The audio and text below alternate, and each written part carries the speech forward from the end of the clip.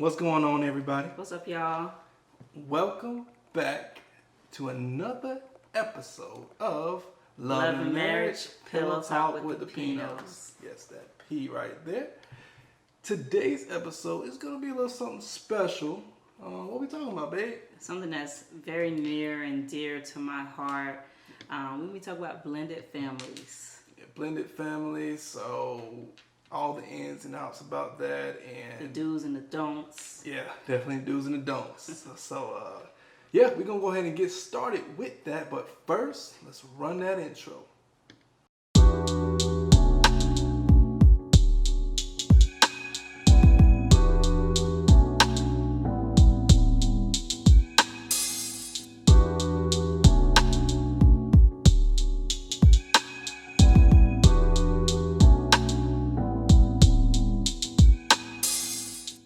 Alright, so welcome back to our channel, y'all. Thanks for joining us again.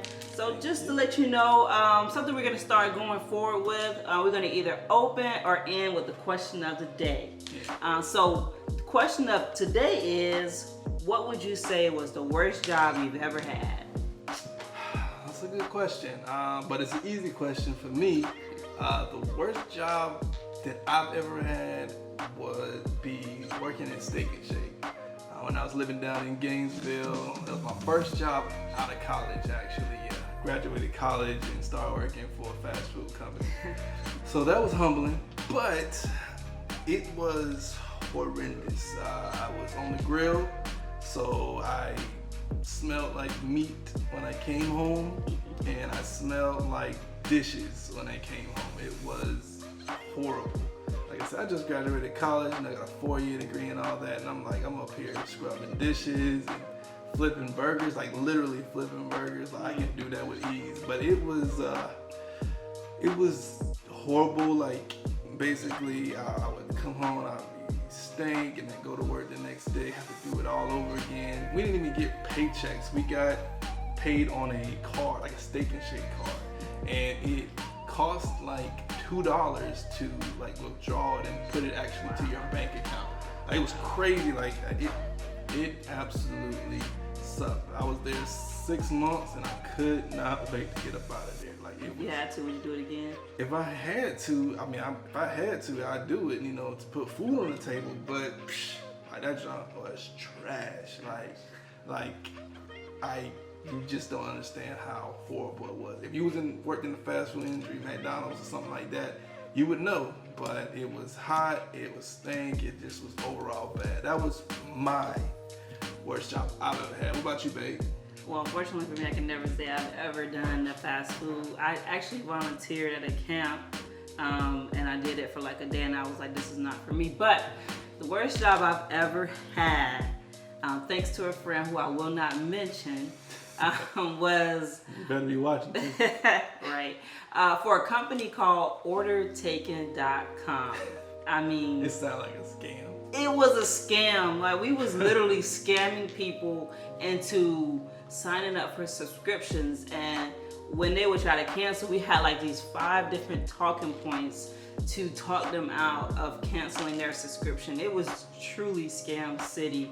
I don't even think they're open anymore. And matter of fact, I looked it up and they got shut down for something. And it was, training was like not even a full day. You had like an hour or 2 of training, and then they put you straight on the phone. I think I went to lunch and never came back after like my 2nd day. Absolute worst job ever. Thanks to that friend that that told me about this job. And she was only there 2 days. Literally 2 days. I don't even think I was there for full 2 days. But the 2nd day, I went to lunch and never came back. And the first day, I was literally probably in after call, because it was a call center. I literally probably sat in after call the whole day after taking my first call, which was the worst call ever. So if you ever worked at OrderTaken.com, you know what I'm talking about. If you have a job that's similar, just quit. Deuces, get up out of there. Get out of there. If you're working fast food, do your best to get up out of there too, man. But that's our worst job. You gotta do for your family, but at least love what you do. Yeah, at least try to love what you do and try to have some, respect for yourself, because in the fast food industry and that job, they just run you to the ground, man. But hey, you gotta start somewhere. Yeah. somewhere. Let's get into our topic today: blended families. And as I stated earlier, this is a topic that's near and dear to my heart. Originally, I wanted the YouTube channel to be about blended families, but it's evolved from that idea. But kind of hard to drag it out for right. weeks upon weeks. I mean, but.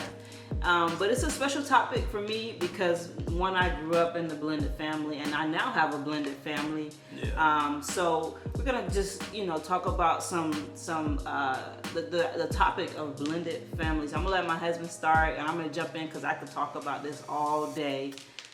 So when it comes to blended families, we have a blended family now. And you grew up in a mostly a single parent home. Yes, I now, really have a blended family. Right, but you now have a blended family. Yeah. How was that? For you, the starting of that family. You having a daughter, blending it with someone who didn't have kids, and now we have a kid of our own. So how was that for you? It was, thankfully, was it easy? It was easy. It was easy for me. I was married before, so I had a daughter from that previous marriage, and we separated and whatnot. But I have my daughter now, and so when her and I start talking and dating, it took about, and it was actually pretty quick. It took about maybe 2 or 3 months for her to actually meet her. I was comfortable with that at that point. It was pretty quick. And at first, it was by happenstance that we met because he wasn't supposed to have her that weekend, but it wasn't planned, but it happened, and it worked out. So, go ahead. So yeah, it worked out. I wasn't supposed to have her that weekend, and we actually, she actually met her. Again, her name's Ava. She's our heart, yes. And you probably see her around. Just celebrated a birthday. Let's get back to the story. Yeah, she just had her 5th birthday, yeah. So she's getting big, man. Time flies. But yeah, so basically, her meeting Ava, at first Ava was kind of like standoffish, like, who are you? When she mean mugs everybody, like, for real. Everybody. Even to this day, she'll mean mug you to death, like, yes. But, so she was mean mugging her for a while. Yeah, we went to like Mellow Mushrooms. She was like standoffish, like, who are you? Who's but this girl? Later on in the evening, she actually warmed up and like started playing with her and jumping on her.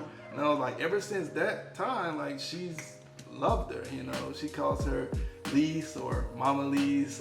It's natural. I'm thankful there hasn't been any issues, and then it actually isn't any issues with my daughter's mother either. Sometimes that can be real messy, but it hasn't been at all. I'm very thankful for that.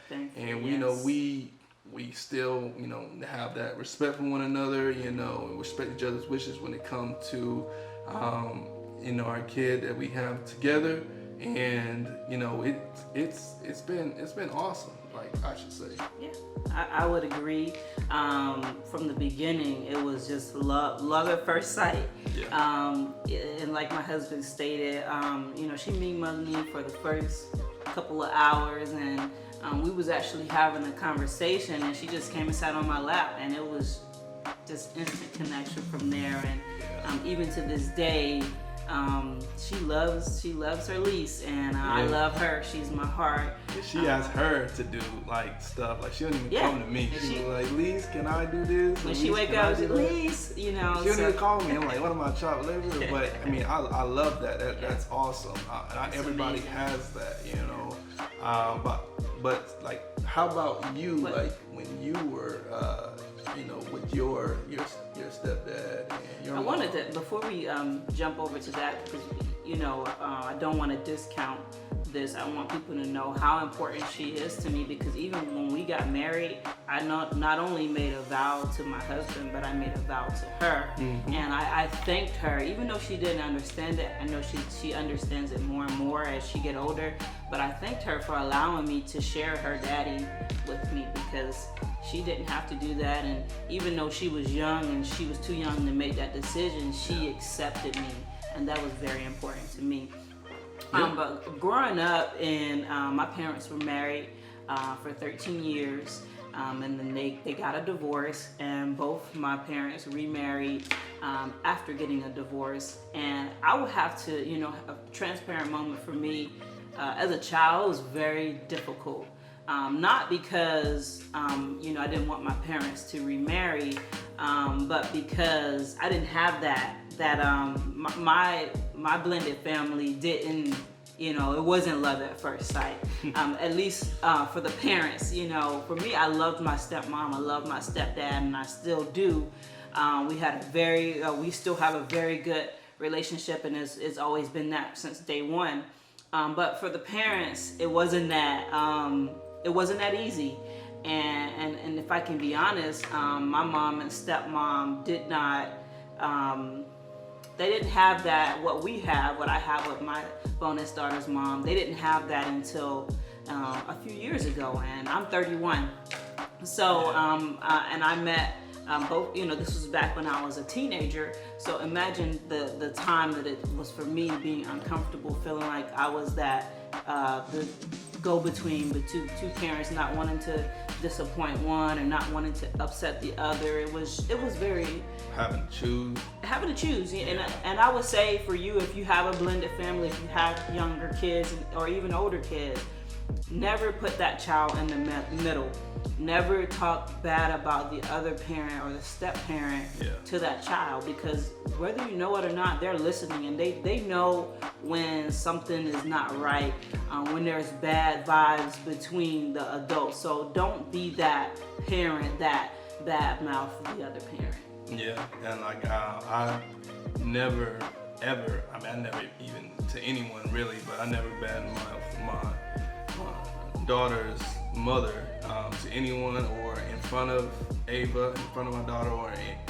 You just have to have that respect for one another, people that you're dealing with, or people that you have to deal with because of the kids in your life. You share a kid, just don't pit each other between one another. That's not cool.